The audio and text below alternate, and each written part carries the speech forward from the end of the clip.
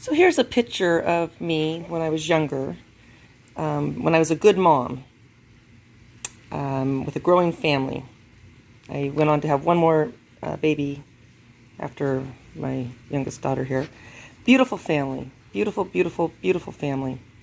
And then I went through a divorce and kind of got screwed and screwed myself, I guess. But I ended up battling a substance that's a legalized substance called alcohol, and the effects of alcohol, what it can do to people. But anyways, here's a book, because now I do a lot of research. But here's a book also that I like to go through in the coronavirus lockdown, when I'm used to having such an extravagant lifestyle of extravaganza all the time.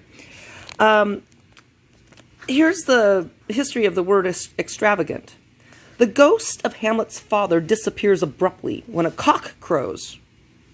And Hamlet then recalls that at the cock's warning of approaching dawn, the extravagant and erring spirit hies to his confine. Here Shakespeare is using both extravagant and erring. That's funny. That word right there, you just put an H on it, and that's my last name, erring.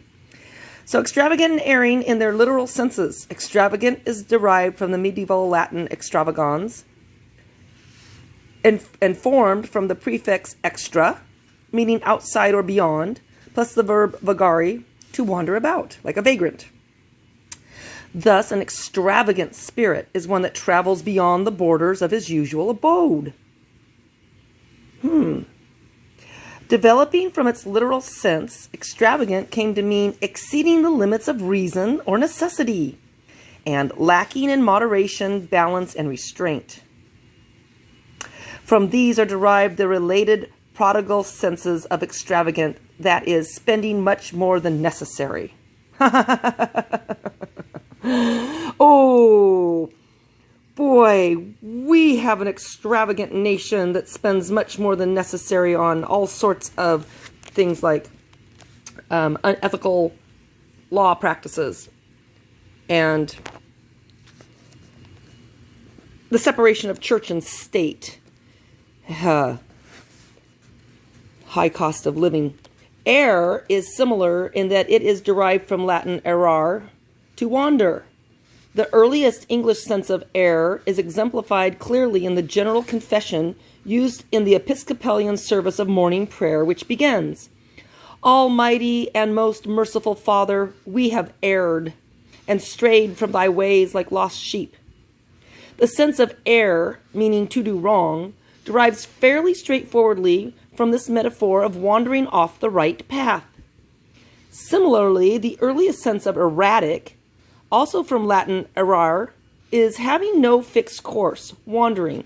I was told that I was erratic, when in fact it was not so much me that was erratic as it was the people around me behaving in erratic ways. I can be erratic, I can be dramatic, and I can make mistakes just as well as the next judge of character. Now here's one for May 2nd, which we are in my almanac of words. When fishermen meet.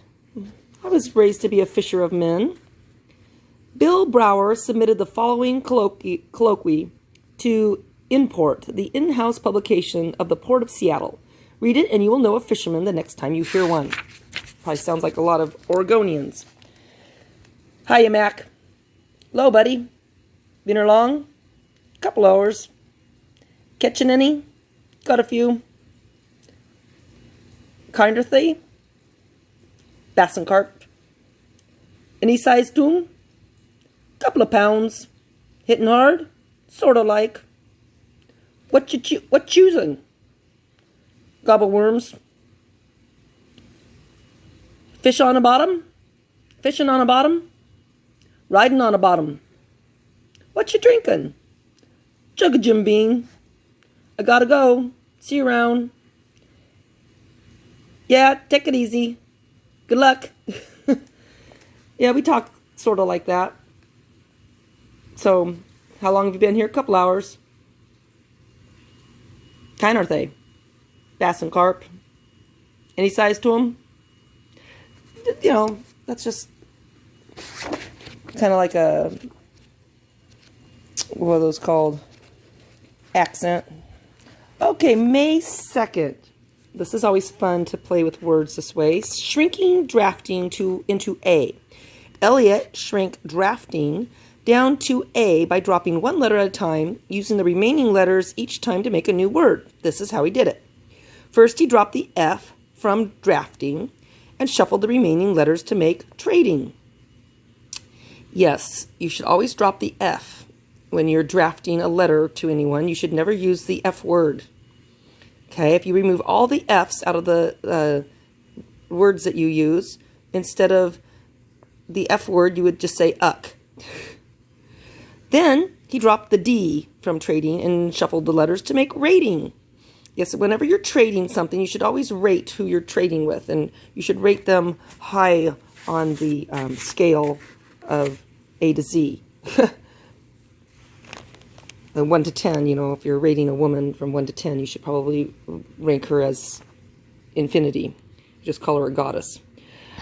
Well, anyway, so then you drop the G from rating and shuffle the letters to make train.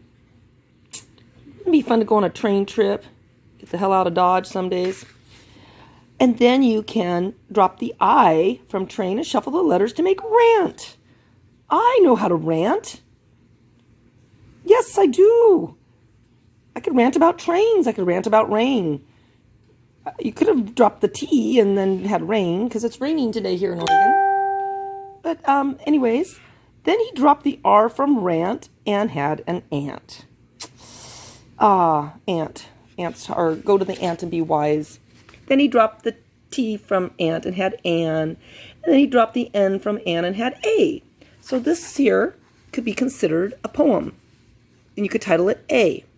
Drafting, trading, rating, train, rant, ant, and A. It's also a shape poem. It would be considered a shape poem. So back before I was a bad mom, I had a dream of becoming a poet. Don't you know it? So I went to school to become a poet. And in the course of going to school to become a poet, I learned a lot about myself and my history. This is looking back in Lane County from the 70s, 80s, and 90s. And I have a lot of memories from things like blowing up the whales that beached whales. And this was the guy I wanted to marry before he got arrested for murder. He was a cutie pie. He was nice to me. I was only a little girl. I didn't know what was going to happen. Get my teachers back. Look at the floods. An accident as a result of field burning in 78. I was only 10 years old then. This poor dog. You're seeing this on the news again already. This is the kind of stuff you see all over on the news again. It's like the same things going on and on. Kids got in a school bus accident. And some of them were injured. Oh, I remember when this, Animal House being filmed in Eugene. I still go by this building here.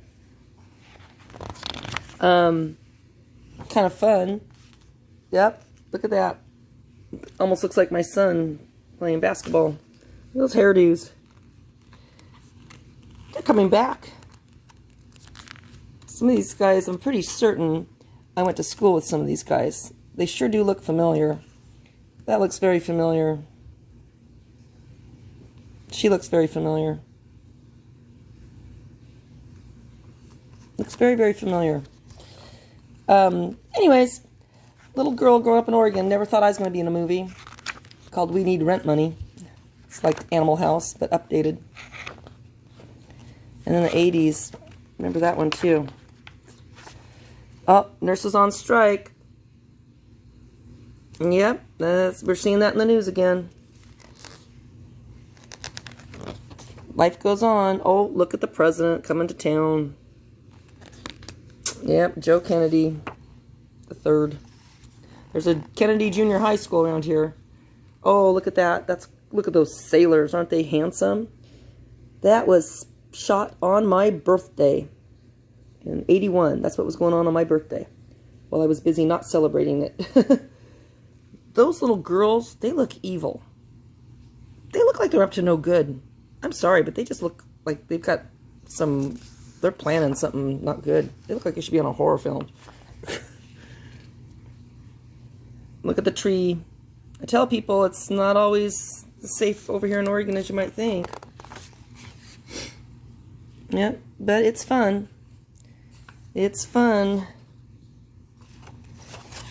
Oh, the Holt Center. Look at that. Bourgeois. Isn't that a beautiful Holt Center? Yep. Oh, and I remember when Moe's burned down. Yep. I do remember that. Ugh. Okay. Diane Downs. She killed her own kids. My ex-husband says he's afraid of me, and he treats me as though I am someone like her, and I'm not. No way. Absolutely not. If anything, I'd be more like this woman. Or this guy. Or maybe a sit-in protester. I'd rather be teaching.